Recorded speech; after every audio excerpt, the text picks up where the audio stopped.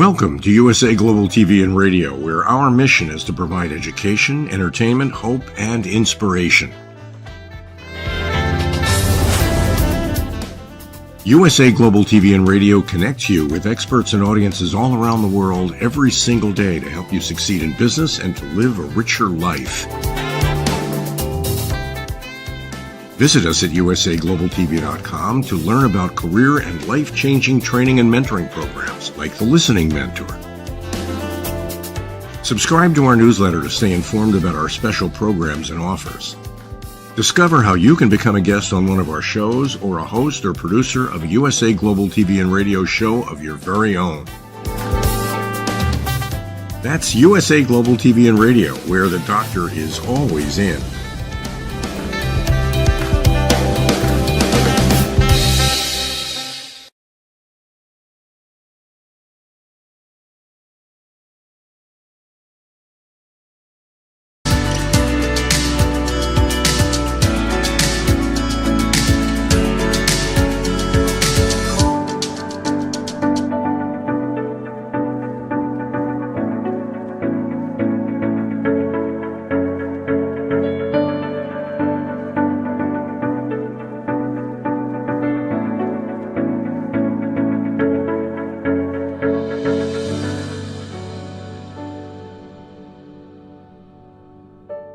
Hello, beautiful soul family, and welcome to Weekly Wisdom and Insights, your home for spiritually guided transformation and empowerment. I am your host, Dearjames, and together with the unseen, Spirit, Source, and Symphony, we look at the current energies, we listen to the wisdom from the unseen, and we go as guided. And this is all about our liberation and our empowerment and huge energies, huge shift coming up this week on Saturday. And we have somewhat like three main topics or themes for the energies and that will be rippling out. One is the number 17. It's January 17th. Powerful number, the number 17. Also about blue apples, which many of you may not know what that is, so bear with me. And then, of course, really top of mind for many, certainly from astrology, an astrology standpoint, is the Sun-Pluto conjunction. And this move, this first in a 246-year time frame that Pluto enters Aquarius. And we've been talking about this for months now. So that is happening on Saturday. So let's jump in. And as you're joining from around the globe, say hello, put a shout outs in the comments. And remember that I incorporate your comments and questions live and throughout the broadcast. So to no further delay, here's what we're looking at. Let's look at the main energies. So the main energies this week, it's 1/17/2024. All month long, the creative force, it's to initiate. And it's about initiating change and influence and our authentic selves. 17, this powerful number of 17, it's about following. Be led, show by example. And following isn't like following others in that sense per se. It's about following your soul source connection, your intuitive knowing, because that is your soul connection. And thereby it's guiding you to a higher experience, a higher example. It's an 8-year, 2024, all year long. It's an 8-year. It's about uniting, coming together. It's about the pieces of us, the shadow and the light. The purity of the void, the purity of the light, this unification coming together, as well as us then unifying with each other. Then we have the 1 and the 17 and the 7 of the 8 of the 2024 becomes a 25. Welcome, Deborah. And this was very interesting because, of course, normally in numerology, you add the single digits, which become a 16, which is about enthusiasm. And however, this time the unseen was guiding me to add the number, leave the number 17 whole and complete. And thus we get the 25. Welcome, Alicia. And it's about, 25 is about innocence and how we open to what is before us, what was before us and what is literally before us to come. And that it's innocence, because 16, enthusiasm, innocence, it's to be childlike. And remember, in scripture, in Christian scripture, it says, to enter the kingdom of heaven, you need to be childlike. And childlike meaning innocent, pure, good, this type of energy and essence. And last but not least, the 25 or the 16 become a 7. Of course, that was last year's energy, 7. Army, correct discipline, that we have everything, we have this legion with us, whether it's earth angels or heavenly angels, the unseen. These are the energies that we are working with, and that we have everything we need. At every moment of every day, we have everything we need. It's just about tapping into it. It's about the realization that that is true. It's not airy-fairy, pie in the sky. It's true. And all we need to do to invoke it, to connect with it, is to sit still and say, okay, God, source, symphony, higher power, what is it that I'm to do? What's the answer to this question or dilemma? It's connecting in a higher mind, higher octave. So these are the energies that we're working with. Now let's look, I'm going to jump ahead and tackle the big elephant in the room, and elephant meaning auspicious elephant. I mean, just gorgeous Sun-Pluto conjunct together. And they are at the very last degree. So coming up on Saturday, the 20th, the Sun and Pluto will be literally right next to each other like twins. And you're going to see a lot of doubles, twinning or doubles in the energies this week and what's rippling out. The point is, the Sun and Pluto on the 20th, about 2 o'clock-ish, 12:01, it's going, and by the way, that's Greenwich Mean Time. So that is going to be where the Sun and Pluto are at the final degree and the final arc minute of Capricorn. It's like the last click on the clock before the Sun then moves into Aquarius first, and right behind it, Pluto enters Aquarius. And again, Pluto entering Aquarius and officially being there, first time in 246 years. French and American revolutions, Industrial Revolution. So all of this liberation, freedom, advancement. So it's game changing. So this is from astrobutterfly.com. January 24 is quite a month. Pluto makes a very bold move into Aquarius. Can we emphasize this ingress enough? Question mark. Making a very important shift from the Capricorn to the Aquarius sector of your natal chart, of your birth chart, of our human experience. As above, so below. Things are very interesting indeed, since the first 3 weeks of January are very heavy in Capricorn energy, Earth energy, with Sun, Mars, Mercury, and then later Venus in Capricorn. But then on Saturday, January 20th, 2024, everything seems to change when Pluto and the Sun move into Aquarius. They go on to say, as I get to it here, as the Sun conjuncts Pluto at 29 degrees, 59 minutes, arc minutes, in Capricorn, this is the last degree and the last second of the sign of Capricorn. This is literally the very end of the sign of Capricorn. Sun and Pluto enter hand in hand into the sign of Aquarius. This is big.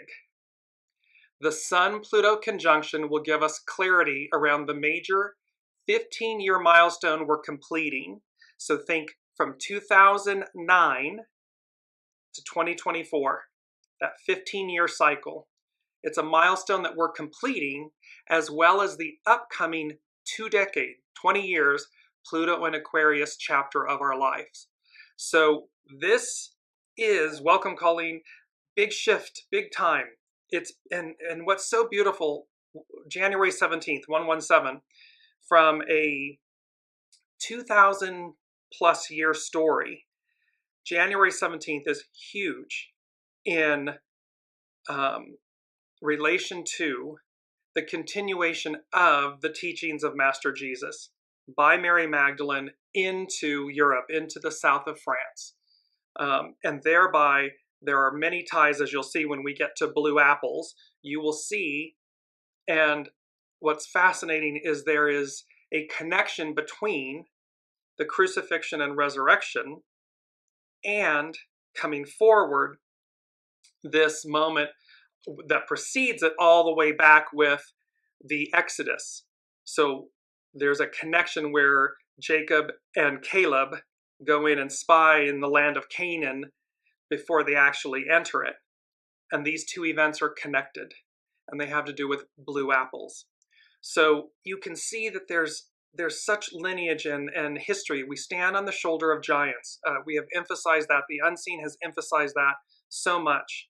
And this is individually too. Remember, we are who we are in this incarnation. So you are Deborah, you are Alicia, you are Colleen, you are Dearjames in this lifetime. Who were you before? Who were we, 8 billion souls on the planet? Who were these 8 billion souls before? We stand on the shoulder of giants. And so continuing with the theme, I'm going to put my specs on here. Continuing with the theme, I'm going to share my screen, and we're going to go to Pam Youngins from North Point Journal. She's a wonderful astrologer, and she speaks to this Pluto moment. So she says, transition. Welcome, Olivia. We enter a powerful transitional phase this week, initiated by the sun's alignment with Pluto in the final degree of Capricorn and their side-by-side ingress into the next sign. Thus begins a 4-week time frame in which the remaining personal planets, first Mercury, then Mars, then Venus, all conjoin dynamic Pluto in the first degree of progressive Aquarius. So imagine how we think, how we act, and how we love are all going to conjoin in the next few weeks. Pluto in this progressive change into Aquarius. So personal planets conjuncting with these, with this extraordinary change. Although Pluto dipped its toe into Aquarius briefly last year, from March 23rd to June 1st, none of the other planets, except for the fast-moving moon, conjoined the dwarf planet while it was in the 11th sign. They seem to have been waiting until 2024 to really welcome Pluto into its new terrain. As each of the personal planets aligns with Pluto over the next 4 weeks, events that occur should provide new clarity on what we can expect during its 20-year transit through Aquarius. So from an astrologer's standpoint, there's a lot happening in these first 3 months, and then we have a Jupiter-Uranus conjunction that occurs in April. So really the first 4 months are like game-changing, setting a new tone, and where we're going and what we're to experience. And remember, Colleen and I had an exchange about this. Remember that there will be some, because they said to us, it's not going to be all smooth sailing, but that does not mean that the challenges, aka opportunities that may arise for us or come up, aren't beneficial. They are. They are always beneficial. And so just remember that to ebb and flow, to move with the energy, because it's Aquarius, it's air.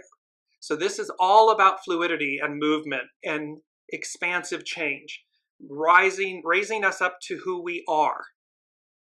She goes on, Pam Youngins goes on to say, Pluto in Aquarius. Pluto has a very long journey around the sun, taking 248 Earth years to complete one orbit. The last time the planet of transmutation was in independent, rebellious Aquarius was from 1777 to 1797. History records that the American and the French Revolutionary Wars were fought during those years, resulting in major changes in the power structures within each country. In keeping with the Aquarian themes of individual and societal rights, published works included The Rights of Man by Thomas Paine and A Vindication of the Rights of Women by Mary Wollstonecraft. And astronomers discovered and named the idiosyncratic sideways spinning planet Uranus. Uranus, expect the unexpected. Aquarius, this liberation sign that represents, it's rebellious. It's breaking all the norms. It's advancing us. And then here's Pluto, the planet of transmutation. You get the story. You get the idea that is, and look at how it liberates the rights of man, the vindication of the rights of women. So we're talking about the advancement, the liberation of us, of humanity. And then here, the discovery of planet Uranus, which was given rulership of Aquarius by astrologers. During the Pluto in Aquarius years from 1532 to 1553, and it's fascinating because with astrology you can look back, and then with the historical record you can overlay the heavens, the stars, the planets over the history to see how it connects. Copernicus published his work entitled On the Revolutions of the Heavenly Spheres. This paper explained the scientists' controversial Aquarian theory that the Earth orbits the Sun, not the other way around. With this in mind, it is interesting to conjecture what revolutionary ideas will become accepted as fact over the course of the next 20 years. What galaxies, what life systems, what otherworldly beings may be discovered, will show up, they're present and they exist now. It's just to what degree do we see them? Are we open to see them? And how does this period in time accelerate that relationship and that awareness? From 2024 to 2044, while the planet named for the god of the underworld transits Aquarius, we expect to see major social reforms, new theories and revolutionary ideas, and life-altering advancements in technology, space travel, communications, and consciousness. Consciousness, higher mind, soul source connection, how we think. Mercury, how we think. Uranus, higher mind. And although Pluto's foray into Aquarius in 2023 was brief, there have already been significant revelations regarding the existence of intelligent life elsewhere in the universe. In the United States, Congress has passed an Unidentified Anomalous Phenomena, a UAP disclosure bill. Although the bill does not declassify all government documents about UFO sightings, it is one sign that a shift in mass consciousness is underway. And just a little footnote here, she goes on further down, she said, other dates to watch for more insights into the effects of Pluto in Aquarius are February 5th, where Mercury is conjunct Pluto, February 13th, Mars is conjunct Pluto, and February 17th, Venus conjunct Pluto in Aquarius. So these elements, these energies, this powerful shift takes place on Saturday. And again, it's a 20-year arc. However, we should begin to see significant change, significant shifts in world affairs, how we think, how we operate, what continues to collapse, the previous Piscean era, and what rises, what advances. And remember, we have this because it goes with the first item from the unseen. And they said, blowing the lid off of the past. So blowing the lid off of the past. The word resurrection with an exclamation point. And then I heard Imaji. So again, here's our image, Imaji. It's a Sumerian word, means return to the mother. And it literally represents the first mention of freedom, monomission, being released of debts. And so, of course, it is about to be in alignment with this. And yes, it's, as Colleen is saying, male energy, dominance, control. It is about the collapse of those energies. And again, it is not to vilify the divine masculine, the patriarchal rule, the Piscean era. Has it had its, again, shadow and light. It has some of the best creative force, the ability to initiate. a healthy ego, mind, personality. All of those are divine masculine aspects. It's only when those aspects fall into the shadow side of the divine masculine, the patriarch, that we get into trouble. Humans get into trouble. However, the era before us, the world before us, the one that came before and the one that's arriving, the one in front of us. Remember, when you look back, Renaissance times, the troubadours, these poets and everything, the divine masculine revered the feminine. They revered them. There was a time where that was cherished, it was sacred. And thereby, there's a return to that form of divine patriarch, of chivalry and divine masculine and so forth. So we are cleansing Pluto, we're cleansing out Pluto and Capricorn, we're cleaning out the underbelly of things, the shadow of it, and we're coming into the light. So, well, Colleen is saying we don't have to, they are doing that themselves. Yes, of course, but we do, because we all play a role. And this is so vitally important. Stay centered. Just because you operate from a place of grace and discernment and responsiveness doesn't mean that you condone a lesser action. Just don't contribute to the lesser action as well. Because if we demonize it, we're contributing to what we say we don't like. Because that, of course, is what the shadow element of the divine masculine has done. It demonizes, oppresses, suppresses, controls, all of these things. Well, we don't want to contribute to that energetic. So we want to be centered, aligned, and looking forward to the matriarchal, divine feminine, the return of that, and this resurrection of the divine feminine. The beauty of the fact that she, with the unseen, we're blowing the lid off of the past, exclamation point, resurrection, exclamation point, Amaji, return to the mother. And the return to the mother is the nourishment, the value, the goodness. It's literally it's the irony. It's what we teach our children, and yet then we grow up to be adults and we abandon what you want that you've been taught or what you're teaching your children. Begs the question, why are you teaching them if you're going to abandon it? However, not to digress. The second item from the unseen 2B, they said, it's the song, but the lyrics, no more tiptoe through the tulips. And this is where, so it's a song, I believe Tiny Tim remade it, made it very popular. But the unseen was saying to us, no more tiptoe through the tulips.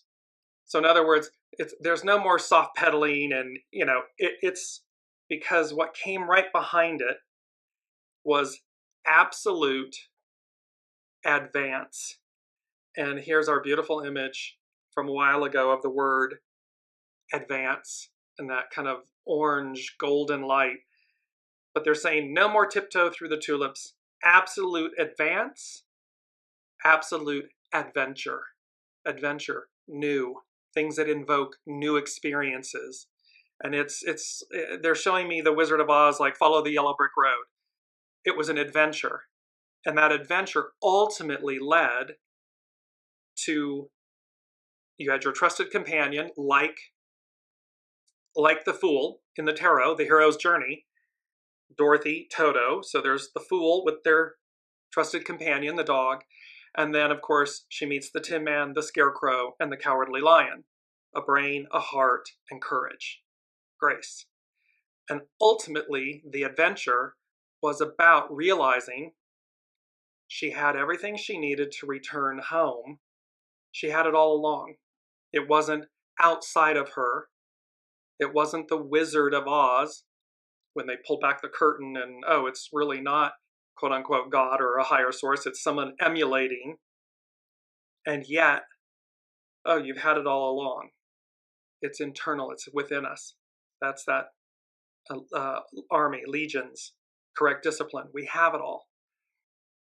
So let me move into our main theme.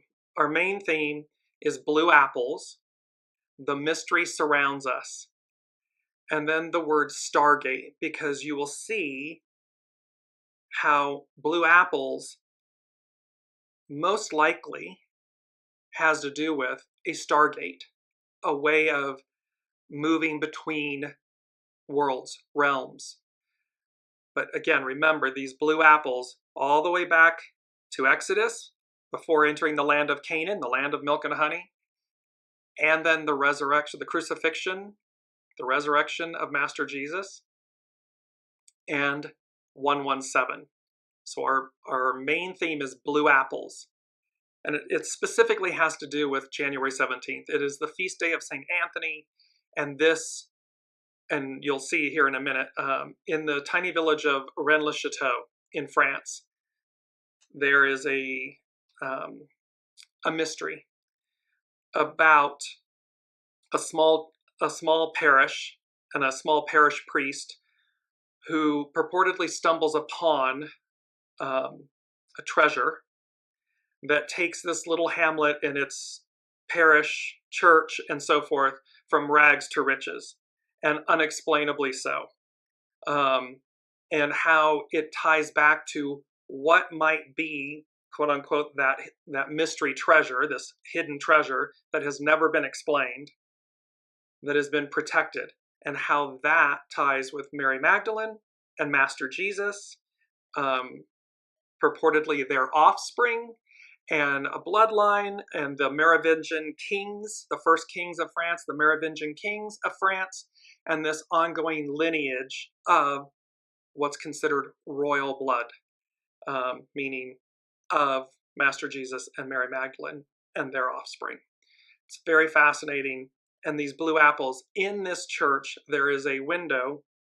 It's called the Lazarus window. And on January 17th, today, at noon, the sun arcs through the window, pierces the window, and blue orbs form all around the head of Master Jesus on the altar in this church.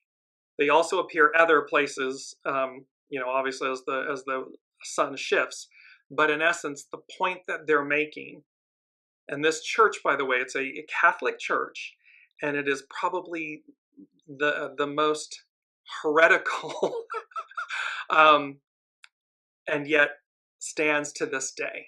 So it's quite interesting that these blue apples, these blue orbs, form around the crown of Master Jesus in this church. So this is our main theme. I'm setting up the story and then we'll go into it deeper. Here are the astro influences, as we mentioned. On January 20th, the Sun conjunct Pluto. This is on Saturday at that last degree of Capricorn. And then, of course, on the same day, first the Sun enters Aquarius. They're literally hand in hand. And then Pluto enters right with the Sun, right behind it. And as astrobutterfly.com said, this is big. This is a big deal. Because literally the Sun, our life force, is walking hand in hand with Pluto, the underworld, ushering in unity, doubles, walking together to usher in a new era. It's profound, it's unmistakable. It's not Pluto walking alone, and then literally again, Mars, Mercury, and Venus, boom, boom, boom, like in a procession. And we've just had, the coronation, of course, of King Charles, but just recently in Denmark of King Frederick X. So this changing of the guard and this advancement into the new, these are symbols of these same things. They're occurring right at this moment. So the abdication of Queen Margaret and then her son taking the throne. And remember, royalty represented the gods, God, the higher hand, and so forth. So now let's look, and I want to show you quickly the astrological chart. This is for January 20th, right at, I believe it's right at 2 o'clock Greenwich Mean Time. And again, blue apples, Stargate. So the image you see, of course, there's the the Bennu bird, and then the Ben stone in 2024, a capstone moment. So this year is a capstone moment, the capstone of the pyramid, the all-seeing eye, higher mind, a higher octave. It's the way that they're saying the unseen is giving this to me right now is, again, imagine the base of the pyramid. It's 2/3 of the pyramid is this wide, heavy base. And then there's a separation of the upper third, the capstone, as though it's floating above the base. And that it represents the higher mind, the all-seeing eye. And so imagine that we have been in this, for 2,000 plus years, in this very weighted, anchored, Piscean era, earthbound experience. And all of a sudden, we're shifting to the upper third of ourselves. We're releasing the fixed portion, and we're moving into the flow, to the fluid portion of our existence, of our being, of our abilities, our capabilities, our experience, our divinity. And on this image, you see again this Stargate, this rippling out effect of that. In the center, it's the natal chart 4. We have double capstones. You'll see a very solid blue line across the bottom. And that is where on the right side is the sun and Pluto. On the left side is the moon. And at the pinnacle point is Neptune. That's one capstone, one triangle. Then if you look, you kind of shift just to the right, about just before 1 o'clock, you'll see a second capstone in blue. The bottom right of it is pointing to Mercury and Mars. The upper left part is Jupiter, and its capstone is Saturn. Its pinnacle point is Saturn. So we have double, and it was number 4 and foundational. The unseen said, boom, double boom, a double capstone moment. Thereby, their meaning, it's like what they're talking to us about here is like double shifts, double advancements at play. So again, be mindful individually how you may shift, and boom, double boom, changing jobs, changing relationships, changing residences, places, changing cities, major advancements, changing careers, changing mindsets, things that will happen in doubles. Boom, double boom. Whatever the shift is, it is for your highest and best. So flow with that, and this goes back to the exchange that Colleen and I had. View this, no matter what it is, view it from a higher place, a higher mind, because you'll want to see the beauty of the benefit of it. It is not to harm. It is not to hurt. It will always be to advance.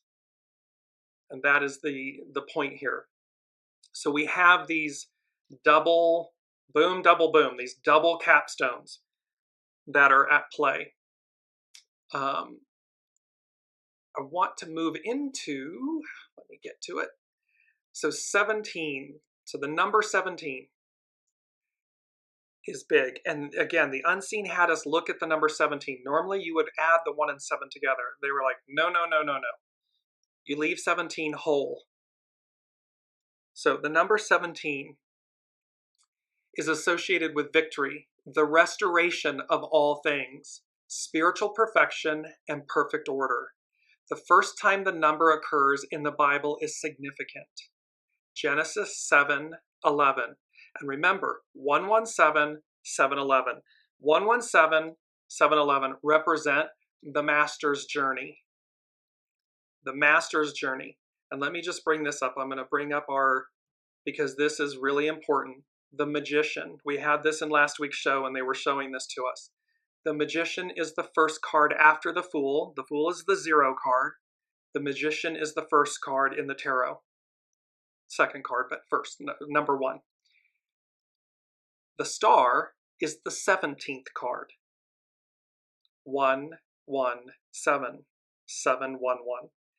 And they are saying to us, the unseen is saying to us, this is about spiritual perfection, perfect order, this time, this restoration of all things.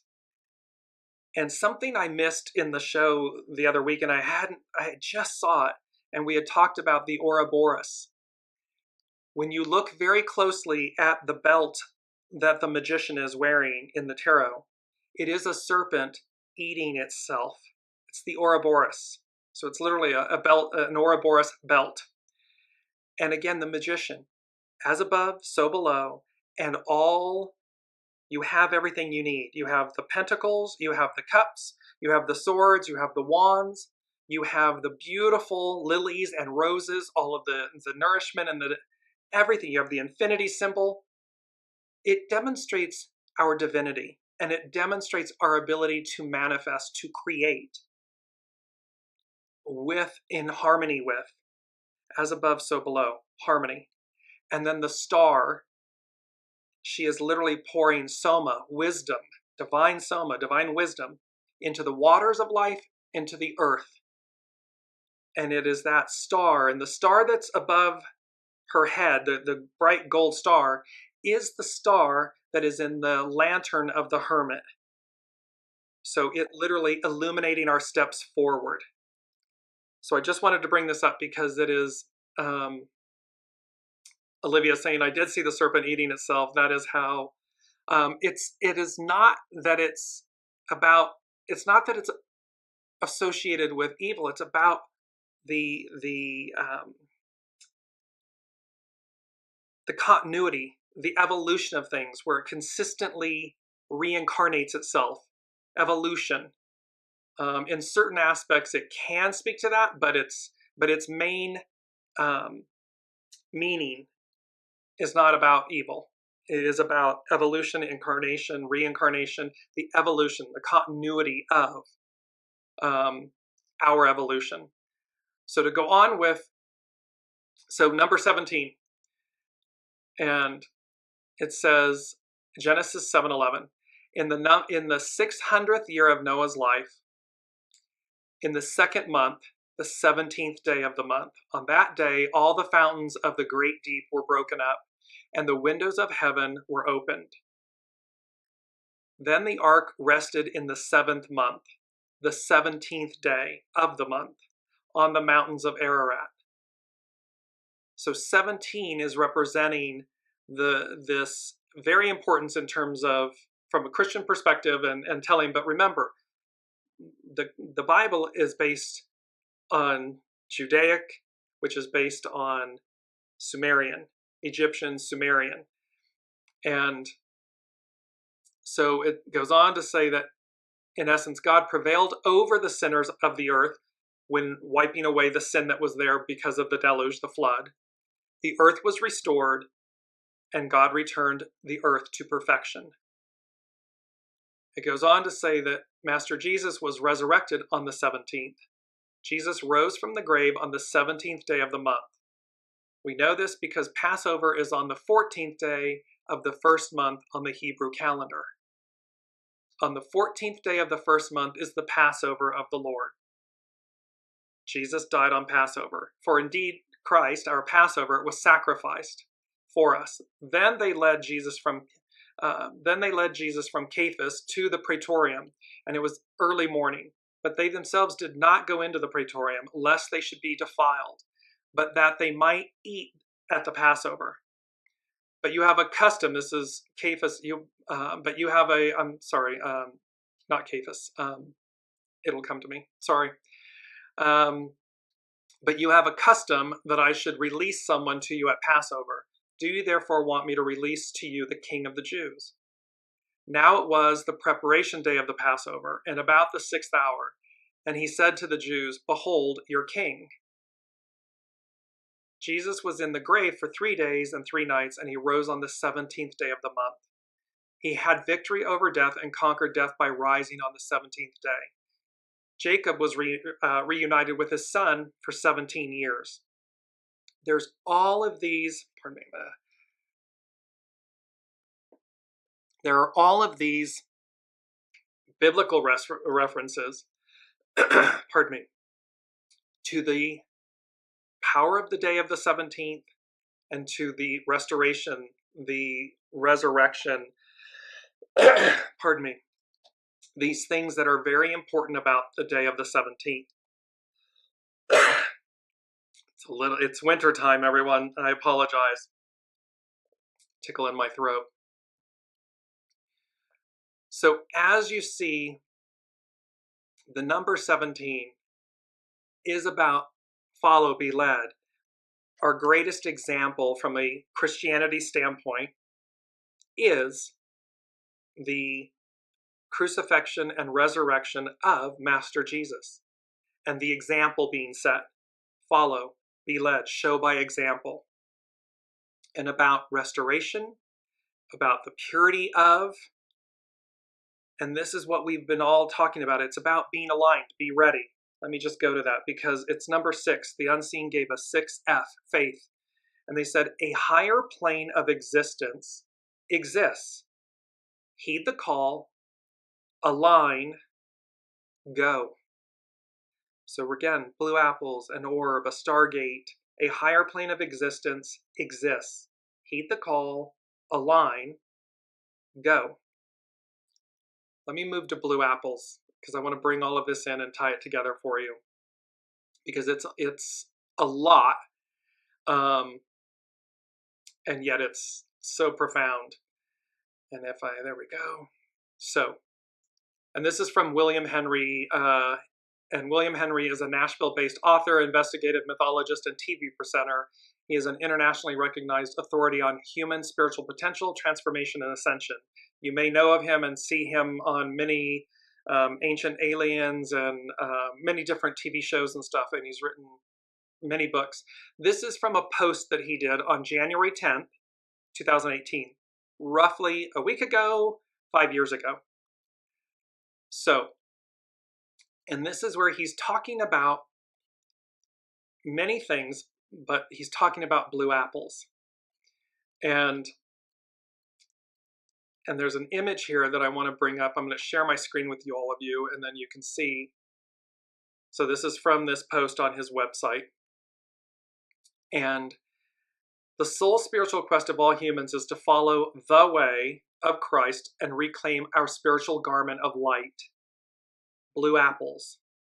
As recorded in the book of Numbers 13, Joshua, or Yehoshua, the Old Testament name for Jesus, along with a companion, Caleb, was dispatched by Moses to the mysterious valley of Eshcol, valley of the cluster as in grapes, the promised land of Canaan, where he spied on the sons of Anak who were living there. The sons of Anak are described not as humans, but as giants, mighty men of renown.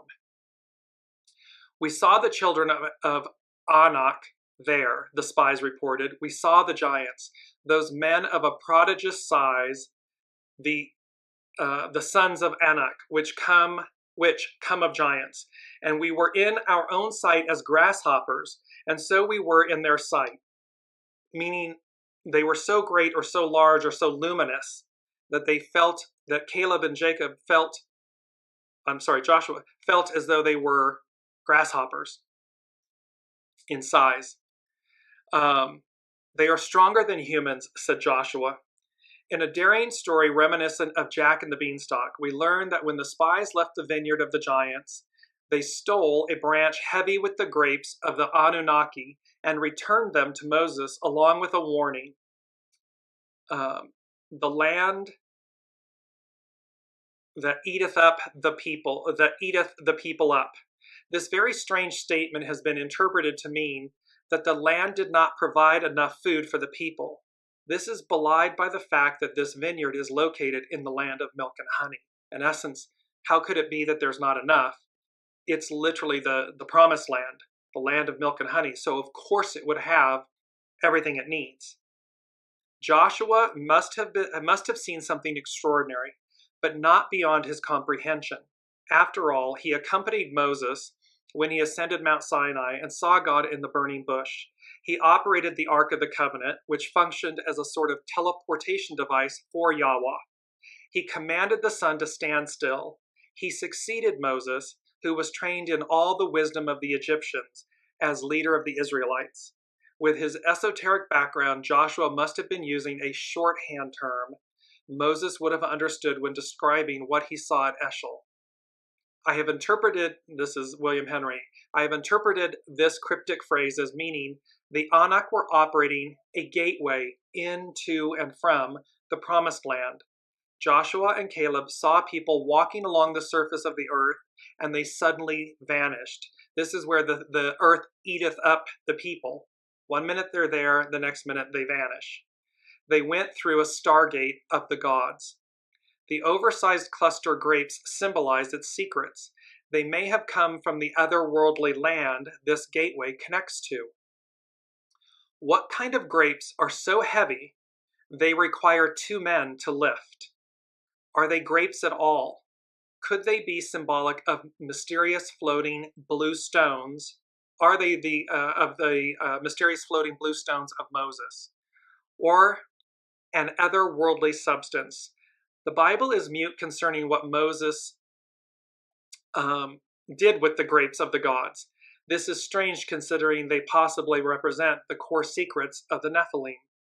Now this image here is where you can tie this moment, because here's Master Jesus on the crucifixion, and below, as you will see here in a minute, Joshua and Caleb reappear as the 2 thieves at the crucifixion. They bring the oversized cluster of grapes they stole from the Nephilim. Esoterically, this means these 2 events are linked, because why would they be connected in this manner? So again, a stargate, otherworldly, and note, a cluster of grapes that require 2 men to carry them. This is unheard of in our lifetime of understanding. And yet, here it is depicted from these events. However, in 1607, engraving by Netherlandish engraver Hieronymus Wierix from the British Museum, we see the 2 spies, or are they thieves, carrying the heavy grapes of the Promised Land on a pole or staff and delivering them to the glorification/crucifixion. Christ is on the cross surrounded by bunches of grapes and a radiant gateway behind him. The dove of the Holy Ghost descends from Sion. What are these grapes doing at the crucifixion unless they are the keys to the Stargate? There is little doubt that this powerful engraving inspired the master of Sion's secrets, himself, the illustrious painter Nicolas Poussin, by uniting, and by the way, Rennes-le-Chateau, 117, Blue Apples, there are 2, and the Mystery Secrets, there are 2 painters, Renaissance painters. One is Nicolas Poussin, and the other is David Tenier Jr., the Lesser. By uniting the grapes and the ladder of the grapes of Sion, open the ladder to the gateway to heaven. Yeah, Colleen is saying we are watching that in real time. Exactly, there's this, and see here again, this painting by Poussin. And it says, the grapes of the Promised Land, by artist Nicolas Poussin. Note the illuminated hole in the ground behind Joshua and Caleb. So, and again, behind them, this opening. As recorded in Numbers 13, Joshua and Caleb steal the oversized grapes of Sion from the sons of Anak, the offspring of the Watchers. In Poussin's version of this episode, he connects the grapes with a ladder extending into a tree. It is interesting to recall that in the great perfection tradition, the fruit is a symbol of self-realization. This is an image of William Henry in southern France, and he says, I have traced these secrets to southern France, where the grapes of the Promised Land are referred to as blue apples. Legends say the Anak are still there.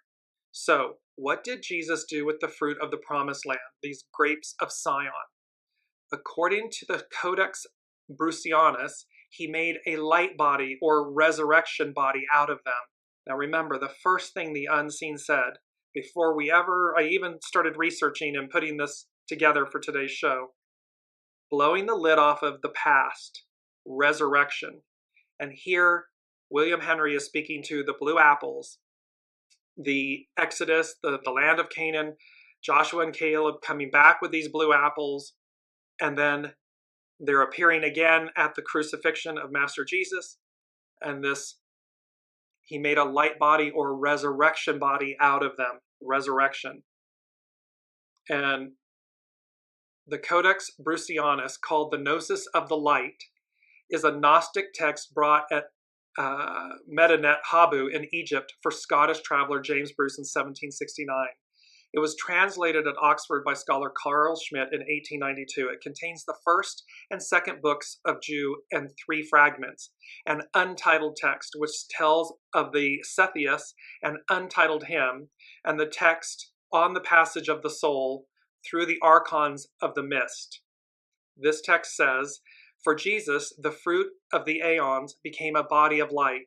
He crossed the aeons of the indivisible body until he came to the alone begotten, who is the monad and who dwells in peace and solitude," to, of course, what's known as the Father.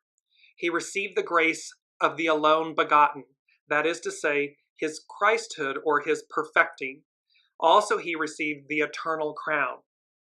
And remember, they were saying to us in last week's show, it's about finishing the race. It's about the crown of righteousness. He is the Father of all light sparks, the chief of the immortal bodies. In other words, Jesus used the heavy blue grapes, stones, to make, and remember stones, the Ben stone, Jacob's ladder. He took a nap or fell asleep with his head resting upon a stone. To make his light body and to open the Stargate to Sion. This is the secret of the Nephilim. So, while this is certainly otherworldly, all of this that we're discussing, that is exactly the point. This is the age of Aquarius, the age of enlightenment, the age of the divine feminine, the divine matriarch, and this resurrection, this return. And it's about the impossible being the possible. Anything's possible.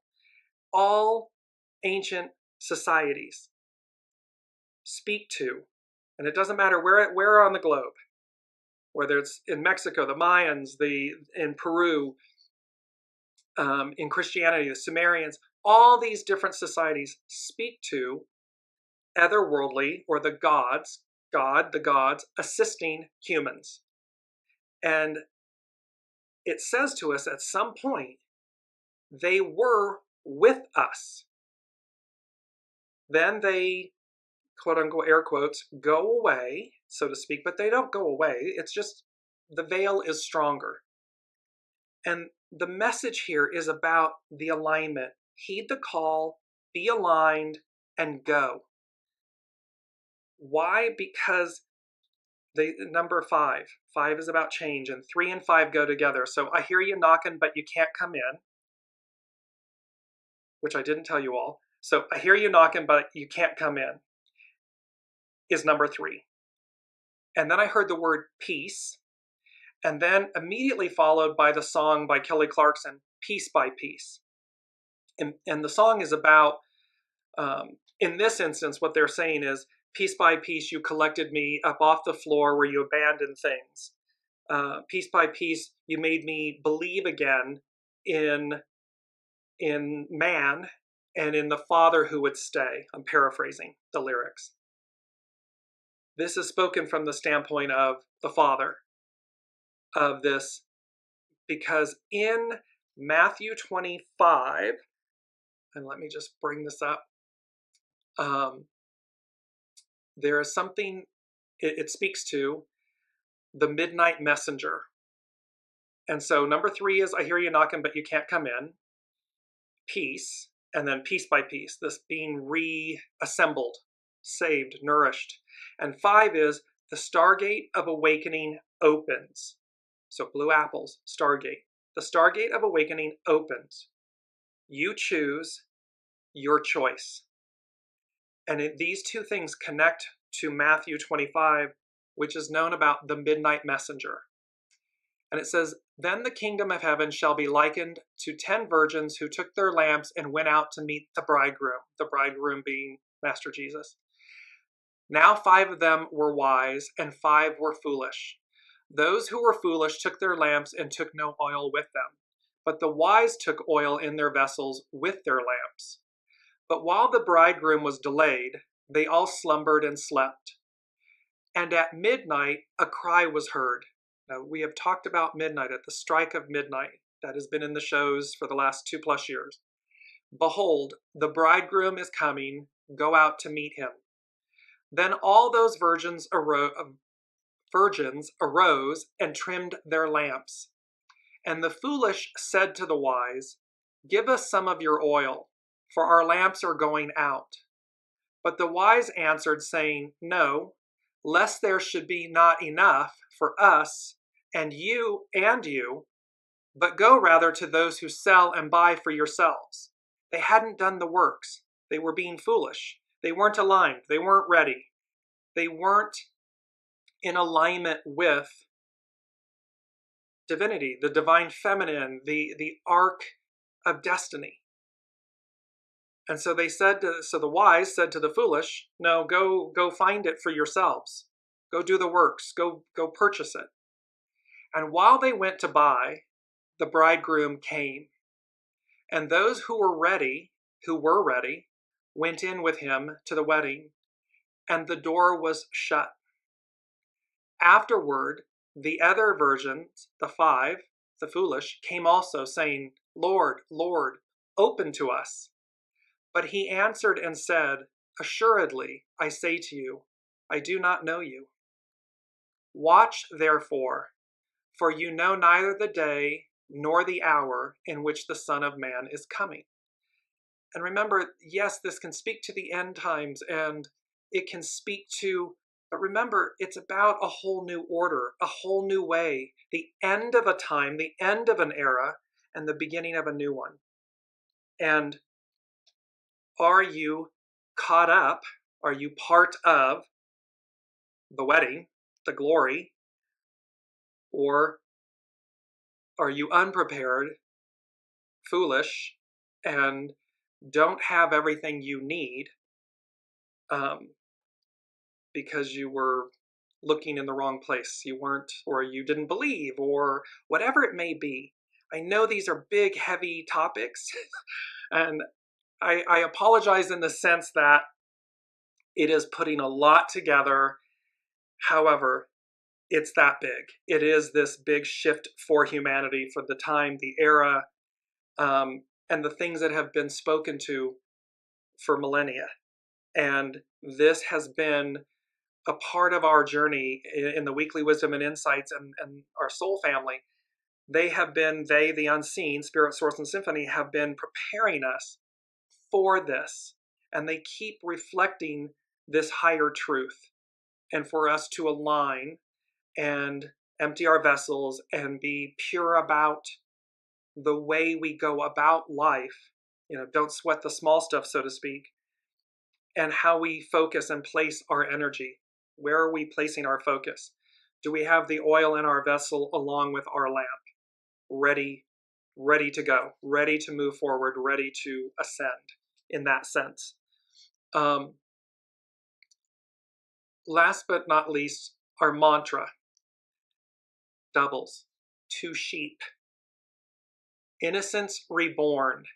Innocence released. Innocence reborn, childlike, that enthusiasm to be childlike, and this adorable image, in my humble opinion, the adorable image of these 2 infant sheep, and then innocence released, meaning to permeate outward, to embody it so as to emit it, release it. That is our mantra, innocence reborn, innocence released. And to keep in mind again, because they wanted me to bring this up, it was the mantra from last week's show, slow and steady wins the race. It is to stay focused because again, the hare taking the nap representing the fools, running around, getting distracted, arrogance, hubris, thinking that they know all, and so forth. only to be overtaken, only to lose, to be overtaken, to be left out of the party, out of the wedding. Because slow and steady wins the race. Grace, humility wins the race. Love wins the race. Love conquers all. That, and last but not least as well, our quote, double apples, golden apples, apples representing wisdom. I'll come to that, Colleen. When you return from the darkness with gold, others will naturally follow. It's so important to remember. People don't follow intimidation and fear and so forth. I mean, they do in a sense, but it's not natural. It's not innate. It's a shadow element. People endear themselves to great leaders. Great leaders. 17, follow, show by example, that demonstrate noblesse oblige, nobility, chivalry, kindness, goodness. They will go to the ends of the earth for someone who empowers them, liberates them, rises them, instills the best in them, encourages that. And note the difference. We all have experienced this in our own lives, that truth. The difference between someone that leads by example with such grace and humility and empowerment in that way, that's building people up to be their very best, versus someone who's just completely breaking people down. They're two different experiences. And the unseen is saying to us, a higher plane of existence exists. Heed the call, align, go. The Stargate of awakening opens. It's your choice. You choose to not be left out of the party. Colleen is saying slow and steady is brutal as an Aries. Yes. However, what's so beautiful about Aries being the first out of the gate is they have the creative force. They have all the initiative and drive. It doesn't occur to them that something can't be done or isn't possible. Their Achilles heel, their shadow, is that too much may be possible, and they get fragmented and dispersed. So the message of slow and steady wins the race for all the Aries listening, and for the Aries aspect of us in our own individual selves, because we all have it. It may not be our sun sign, but we have it. Is heed the call, align, go as guided, go. In that way, and that will help us. And last but not least, mindful of the time, it's number 7. So again, this all culminates in a number 7, and the 7th item is, they said, the foundation of God's word. And remember, we had this image. The 7 represents the foundation of God's word, the completion, the divine fulfillment, the perfection. And that is what this message, this entire message of the blue apples to the number 17, to the midnight messenger, to the sun Pluto in Aquarius conjunction, all of this represents the divine, the fulfillment, and the foundation of God's word, divine perfection, perfected order, the restoration, the resurrection of it. And again, while it may look in this moment on the world stage, what we're seeing is the dismantling, the crumbling of the old order. It goes away, and the new order arises. And you're either going to be right on time to the wedding, or you're going to be left out. It's one of the two. So with that, I adore all of you. Thank you for bearing with me in a very heavy, meaningful, and important week of messages from the unseen and the current energies. Blue apples, the Stargate, the mystery surrounds us, and to be ready. I look forward to seeing you all next week. Until then, be well, be good with each other, and stay centered and focused. Slow and steady wins the race. Until then, I'll see you next week, everyone.